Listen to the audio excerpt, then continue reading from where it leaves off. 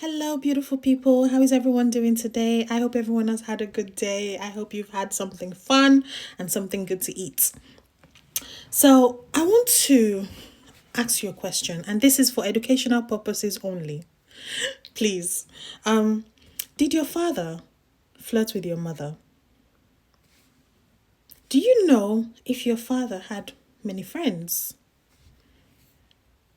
Was your father or your mother one to enjoy association with people, going out and enjoying themselves? So I'm going to come back to the answers to those questions. And I want us to talk about autism. Autism did not start in this generation, even though I know it's so popularly spoken about. Autism did not start in my generation, even though my generation probably was overlooked. Autism started a long time ago. But what's the difference now? The difference now is there is very little family units. That's why you're seeing autism coming out and becoming popular. But that's not what I want to talk about. The major reason why I want to make this video is because a lot of people, when I interact with them, they say things that, from my point of view, I can see that they're very lovely people, but there's a huge misunderstanding with how they relate with their parents. And a good example of this is one that I got the permission of my very good friend, and she asked that I can relate her experience. So, beautiful family, father, mother in the picture, and the father is always alone. He's always in his bedroom. The mother is always cooking, taking care of the children, but the father secludes himself. When it's time to go out, he would just give them money and say, "You guys can go and have a good time." And when it comes to the children's activities in school, the father would always say, "Oh, do you have to go? You don't, I'm not going, but I would give you some pocket money and then you can go by yourself." But does it mean that the father didn't like the children? Do you think he didn't love his children? The answer is no. In fact, he was at a late age diagnosed with autism. And I have seen this in so many families where the children tend to now keep so much malice against their parents. Oh, my father would just speak and he wouldn't even care how I felt. Oh, my father would never tell me that he loves me. Oh, my father was never the kind to spend time with me. Oh, my mother, oh, the new word that people use now, my mother was a narcissist. My mother was difficult. My mother wasn't caring enough. She wasn't affectionate enough. And all these blames live with this, our beautiful parents. Now, please, my page is for special education, special needs. It might not affect everyone, okay? But I'm talking about some categories of people, not everyone. When it comes to our parents, they had autism because autism existed. The only difference is a lot of the times they were protected. What do I mean by this? Remember the first questions I asked? Did your father flirt with your mother? The reason I ask this question is because sometimes, especially in the Africa and Asian communities, relationships back then were arranged.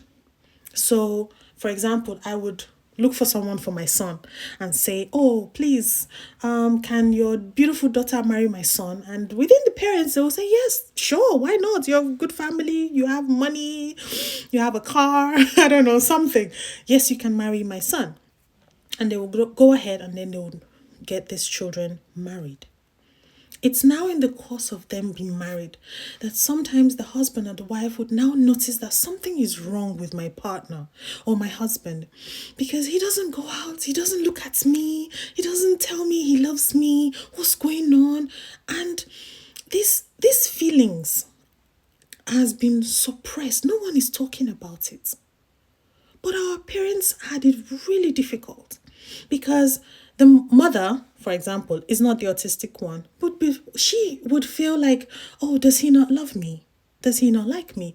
She would suppress that feeling. And then the husband would feel like, oh, I love her, but I don't know how to tell her that I love her. Oh, I think she's beautiful, but I don't know how to tell her that she's beautiful. And then he would suppress that feeling as well. And then at the end of the day, you would find situations where there's a very cold atmosphere in the family, and then it still affects the children. Okay? So autism did not just start with this new generation.